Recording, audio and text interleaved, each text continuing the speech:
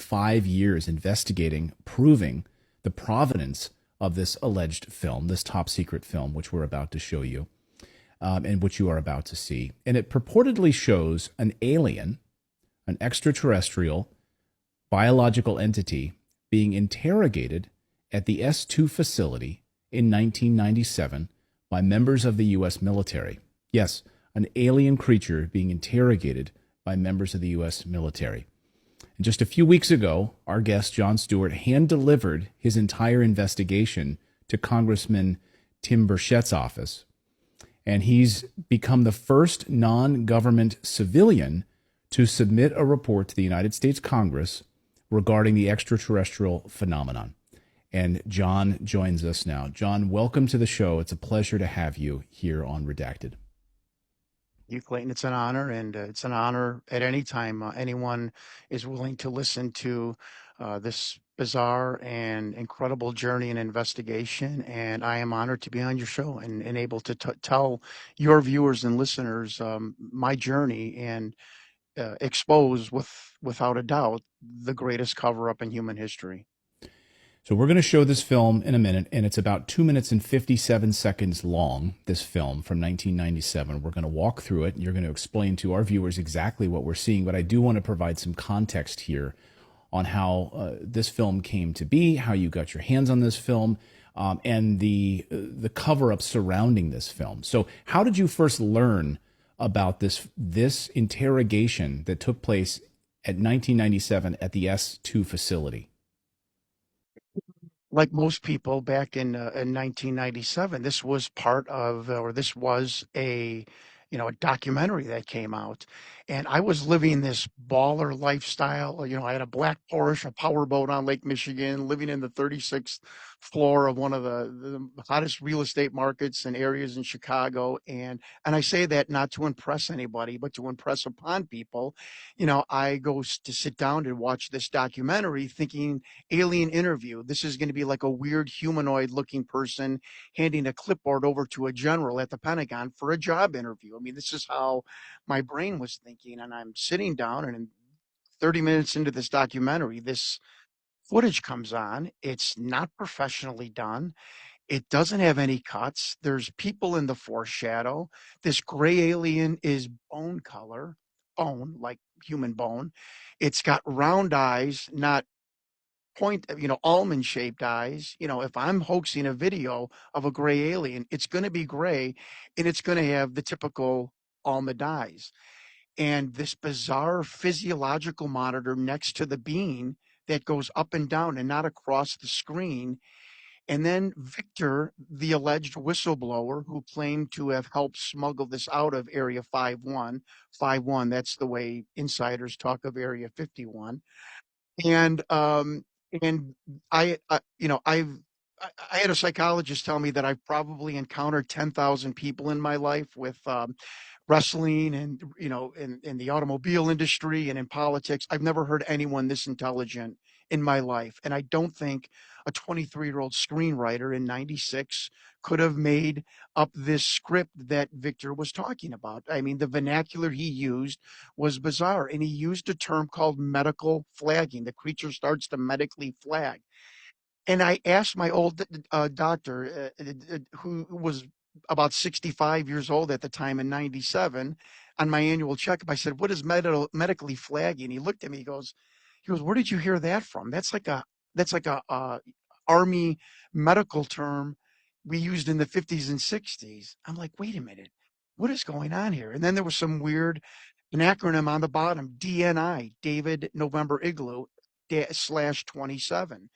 And Victor tells us that was the Department of Naval Intelligence. So I run for Congress 2 years later with this film in the back of my mind going, what is going on here? And I don't want to say his name anymore because I'm getting admonished for doing so, but I was on a political bus tour, and I went up to a senator during a break, and who has passed away now. And I said, "Senator, what is the Department of Naval Intelligence?" And Clayton, you look in my eyes. This guy went from jovial, happy senator to this aggressive look.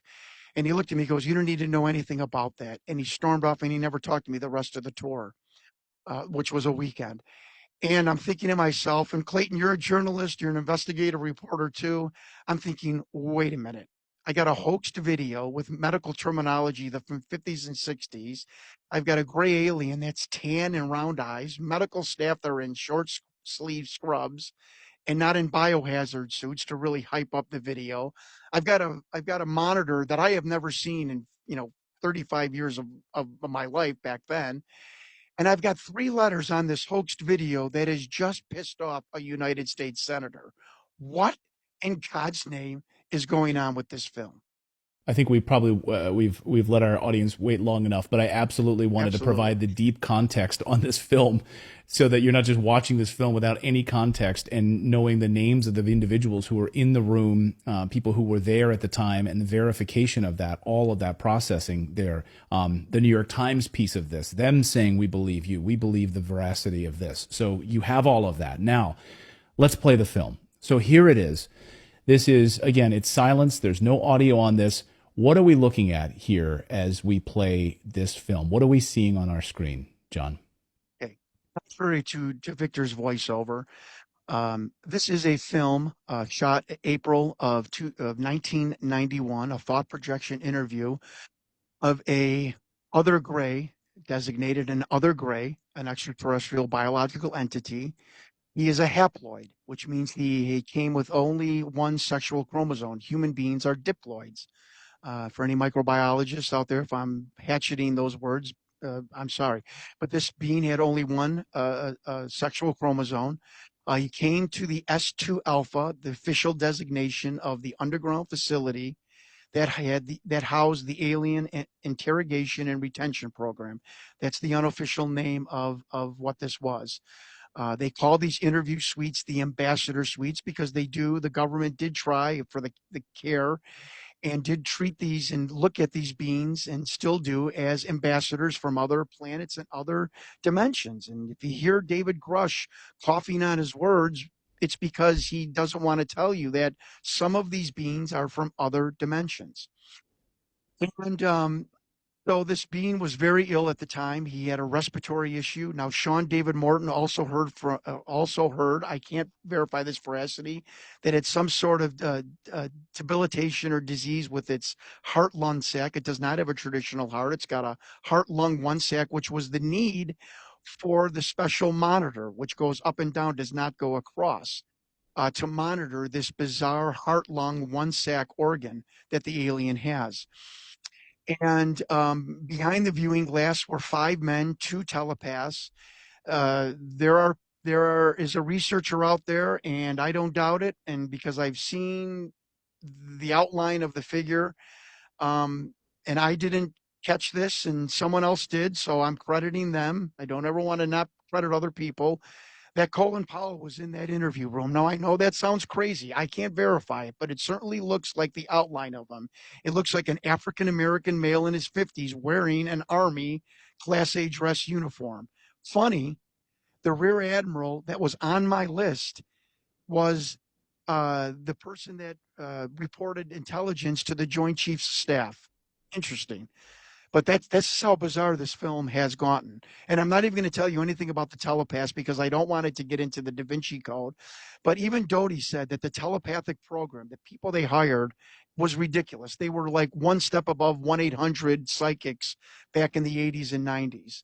But there was two men in particular that were very in touch with these beings, and they would sit down with these aliens and these beings and immediately get information and relate it back to whatever military person was in the room. As you can see on the tape, the being eventually starts to medically flag, if I can use the whistleblower Victor's terminology, and he is then attended to by the medical staff. And Victor tells us that the medical staff in S2 and S4, are more chosen for their ability to keep secrets than their medical knowledge. And again, I have been in contact. I have the names of the two doctors that are going to be on either side of this beam. On the bottom, you're going to see DNI/27. That is the Department